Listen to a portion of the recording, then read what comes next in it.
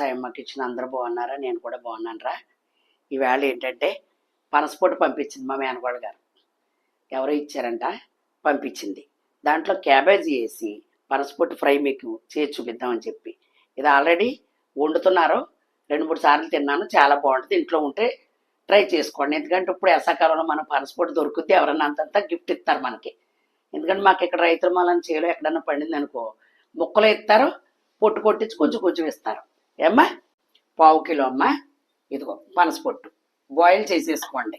కొద్దిగా పసుపు వేసుకుని చక్కగా బాయిల్ చేసుకుని వార్చుకోండి అమ్మ. అది ఒక పువ్వు, 1/2 కేజీ పువ్వు. ఇది 2 ఉల్లిపాయలు.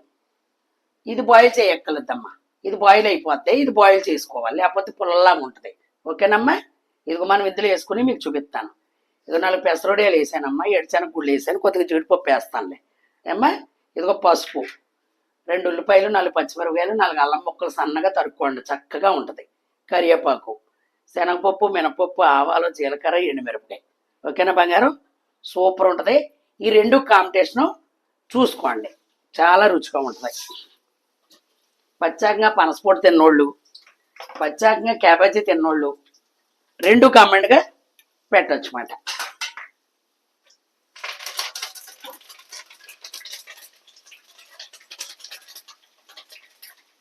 ఇగోరా, ఇంగు వేసుకోవాలమ్మా. అదిగో చింతకాడ నా దగ్గర ఉంటుంది కదా క్రీము, ఒక స్పూన్ వేద్దామని ఫ్రిడ్జ్లో తీసాను. 2 జీడిపప్పు అద్దలు వేస్తాను.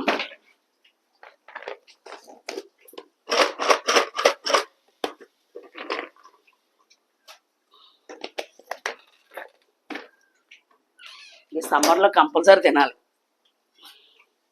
సీజన్ ఫుడ్ ఎప్పుడైనా తినాలిరా. పడతల్లో వచ్చేసినాయి కదా. ఓకే, ఇప్పుడు మనం ఎత్తుకో. అల్లం ముక్కలు చూసారా, సన్నగా తరగండి. ఓకే బంగారం, ఇప్పుడు వాళ్ళకు కూడా పట్టుకెళ్దామని ఊళ్ళోకి పసుపు వేసేసుకుందాం.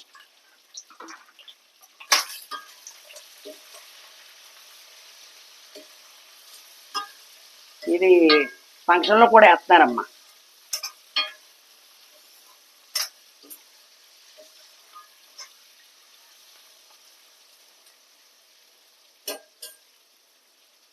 రోస్ట్గా మగ్గకూడదు, ఉల్లిపాయ సమానంగా ఉండాలి. ఏ పెసర గుళ్ళేనమ్మా. ఇగో పెసరొడియాలు,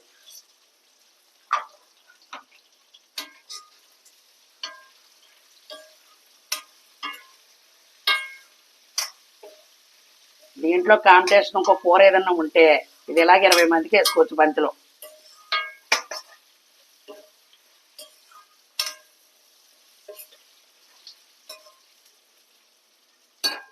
ఇది ఆల్రెడీ బాయిల్ అయిపోయింది కాబట్టి అది మనం లాస్ట్లో వేసుకోవచ్చు. ఇప్పుడు క్యాబేజీ వేసుకుంటా. ఉల్లిపాయ బాగా రోస్ట్గా మగ్గకూడదమ్మా, సమానంగా ఉండాలి. ఇదిగో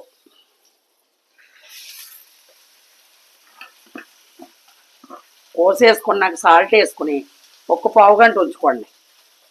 ఈ గాలుపుకి కూరగాయలు కూడా ఫ్రిడ్జ్లో పెట్టినా కూడా నాడిగా ఉంటుంది.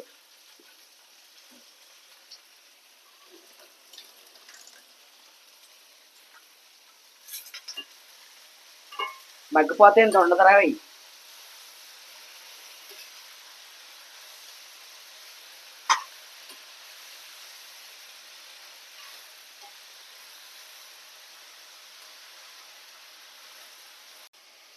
సాల్ట్ వేసేసుకున్నాం, ఇంగు కూడా వేసేసుకున్నాం.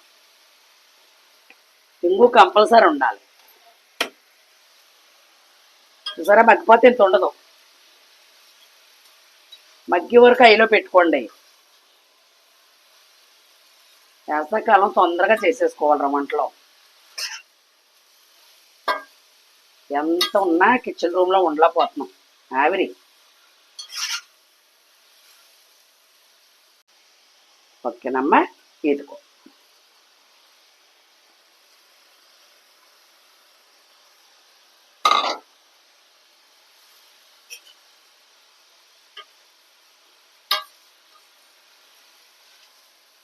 సరే, మంచి స్మెల్. ఇది వేసాం కదా,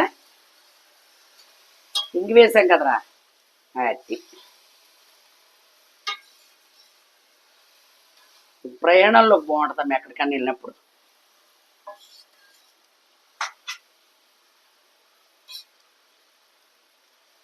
ఇలా మగ్గిన తర్వాత చింతపండు వేసేటప్పుడు చూపిస్తాను. ఓకేనమ్మా, ఒక్క నిమిషం మగ్గనిద్దాం. మగ్గిపోయింది చూసమ్మా. అదిగో నిమ్మకాయ తీసుకున్నాను చింతకాడ. కొంచెం వాటర్లో కలుపుకోండి, ఎందుకంటే ముద్ద కింద అంటుకోదని చెప్పమ్మా. ఒకవేళ మీకు చింతపండు ఉంటే గుజ్జుకే తీసుకుని పోసుకోండి.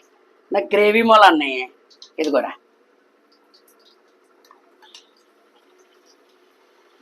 మీరు చింతపండు గుజ్జు పిసుకుని పోసుకోవచ్చమ్మా, ఒక నిమ్మకాయ అంతా, అంతే.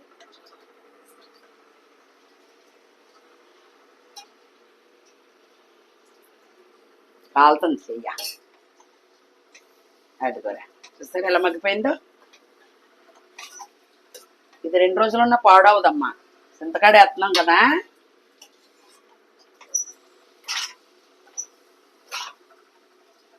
సిమ్లోనే మగ్గాలి ఇది చక్కగా.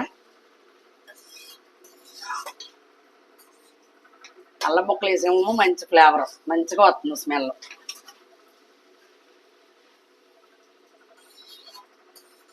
ఇంకొక 5 నిమిషాలు మగ్గితే అయిపోద్దమ్మా.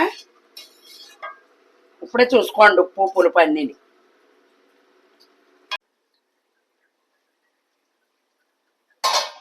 ఓకేనమ్మా, ఇది కంగారు పడిపోకూడదు, సిమ్లో పెట్టుకుంటే చక్కగా ఇది మగ్గిపోయింది. చూసారా, క్యాబేజ్ ఉడకబెట్టకపోయినా ఆయిల్లో మగ్గిపోతురా. పనసపొట్టు మంటే ఉడకబెట్టుకోవాలమ్మా. ఇదిగో చక్క పులుపు ఉప్పు కారం అన్నీ సరిపోయింది. ఇందులో ఆవు పిండి జమ్మక్కలేదు, క్యాబేజీ ఉంది కాబట్టి. ఉత్తి పనసపొట్టు అయితే ఆవు పెడతాం.